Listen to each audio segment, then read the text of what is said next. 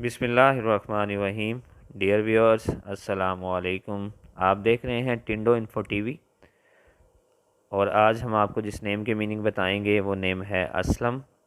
और असलम के स्पेलिंग है ASLAM, असलम। आइए अब हम आपको बताते हैं कि असलम नेम के क्या मायने हैं उर्दू ज़ुबान में। असलम नाम का शुमार मुसलमान लड़कों के नामों में होता है और इस नाम के मायने हैं पाकीज़ा या महफूज। बहुत शुक्रिया वीडियो को देखने का। अगर अभी तक आपने हमारा चैनल सब्सक्राइब नहीं किया तो जल्दी से हमारा चैनल सब्सक्राइब कर लें।